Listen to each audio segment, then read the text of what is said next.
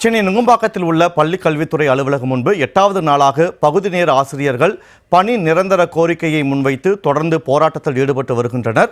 போராட்டத்தில் ஈடுபடும் ஆசிரியர்களை காவல்துறை கைது செய்து வருகிறது. இது தொடர்பான கூடுதல் விவரங்களோடு எமது செய்தியாளர் சந்தோஷ் இணைப்பில் இருக்கிறார். வணக்கம் சந்தோஷ். 8வது நாளாக பல்வேறு கோரிக்கைகளை முன்வைத்து பகுதி நேர ஆசிரியர்கள் போராட்டத்தில் ஈடுபட்டு வருகின்றனர். பள்ளி கல்வித்துறை அவர்களுடைய கோரிக்கைக்கு செவிசாய்க்க மறுப்பது ஏன்? அவர்கள் முன்வைக்கக்கூடிய கோரிக்கைகள் என்னவாக இருக்கின்றன? விவரங்களை பதிவு செய்யுங்கள். வணக்கம். பணி நிரந்தரம் என்ற கோரிக்கையை முன்வைத்து ஜூலை 8ஆம் தேதி முதல் பகுதி நேர ஆசிரியர்கள் போராட்டத்தில் ஈடுபட்டு வருகின்றனர்.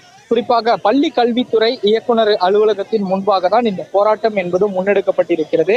கடந்த 4 தினங்களாக அமைதியான முறையில் போராட்டம் என்பது தொடுக்கப்பட்ட நிலையில் நேற்றைய தினம் சாலை மறியலில் ஈடுபட்டு தங்களுடைய போராட்டத்திற்கான அடுத்த கட்டத்திற்கான வடிவத்தினையும் கொண்டு சென்றிருந்தனர். குறிப்பாக விளம்பர திமுக அரசினுடைய தேர்தல் வாக்குறுதி எண் 181 நிறைவேற்ற வேண்டும் எனவும் பகுதி நேர ஆசிரியர்கள் இந்த போராட்டத்தில் கலந்து கொண்டு தொடர்ச்சியாக போராட்டம் என்பதையும் நடத்தி வருகின்றனர். குறிப்பாக பார்த்தோம் என்றால் கல்வித்துறை அலுவலகத்தை முற்றுகையிடும் நோக்கத்தில் இந்த போராட்டம் என்பது நேற்றைய தினம் வலுப்பெற்று இருக்கிறது. நேற்றைய தினம் பெண் பகுதி ஆசிரியர்கள் பலரும் பாதிக்கப்பட்டிருந்த நிலையில் மாற்றுத்திறனாளி பகுதி நேர ஆசிரியர்கள் இன்று போராட்டத்தில் ஈடுபட்டு வருகின்றனர். குறிப்பாக தமிழகத்தை பொறுத்த வரையிலுமே பள்ளி கல்வித்துறையில் பணிபுரிந்து வருபவருக்கும் 12,000க்கும் மேற்பட்ட பகுதி நேர ஆசிரியர்கள் தங்களுக்கு அந்த ஊதிய உயர்வு மற்றும் பணி நிரந்தரம் வேண்டும் என கடந்த 14 ஆண்டுகளாகவே போராட்டம் என்பதனையும் முன்னெடுத்து வருகின்றனர். திமுக அரசு எந்த ஒரு பகுதி நேர ஆசிரியர்களுடைய அந்த கோரிக்கைக்கும் செவிசாய்க்காமல் தொடர்ச்சியாக அவர்களை வஞ்சித்து வருவதும் ஒரு புறமான ஒரு விஷயமாகவும் பார்க்கப்பட்டு வருகிறது.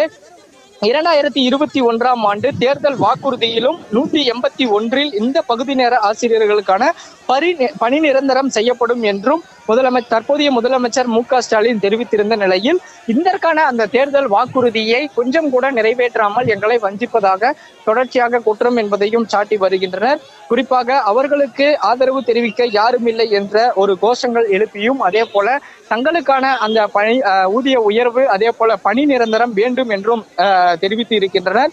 குறிப்பாக இவர்களினுடைய வேலையை பொறுத்தவரை பார்த்தோம் என்றால் வாரத்தில் 3 முதல் 3.5 நாட்கள் என்பது பணியாக இருக்கும்.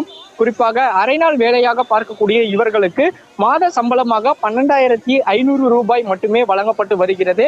தொடர்ச்சியாக இதனை 14 ஆண்டுகளுக்கு முன்பாகவே அவர்கள் தெரிவித்து வரக்கூடிய நிலையில் எங்களுக்கான அந்த ஊதிய உயர்வு வேண்டும் என்று போராட்டம் என்பதனை முன்னெடுத்து வருகின்றனர். பலமுறை கோரிக்கை வைத்தும் இந்த கோரிக்கை என்பது செவிசாய்க்காததால் கடந்த 8ஆம் தேதி இந்த போராட்டம் என்பதும் வலுப்பெற்று இருந்தது. குறிப்பாக நுங்கம்பாக்கத்தில் இருக்கக்கூடிய பள்ளி கல்வித்துறை இயக்குனர் அலுவலகத்தில் முன்பாகவே போராட்டம் என்பதும் தொடுக்கப்பட்டிருந்தன.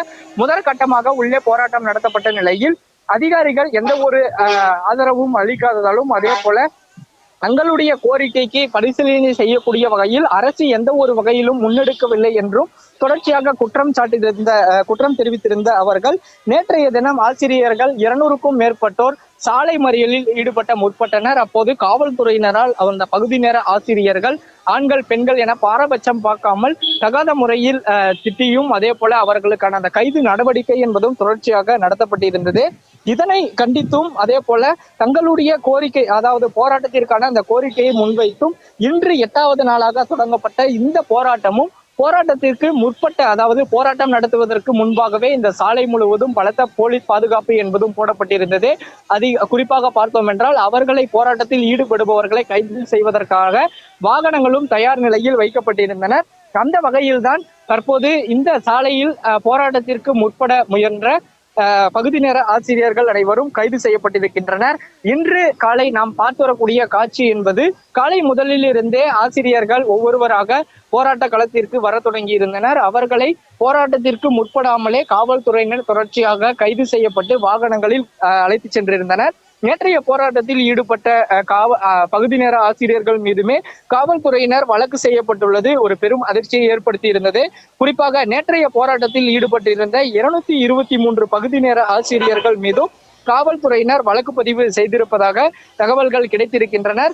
இன்றைய தினம் இந்த போராட்டத்தில் ஈடுபடுபவர்களையும் தொடர்ச்சியாக கைது செய்யப்பட்டு வருகின்றனர்.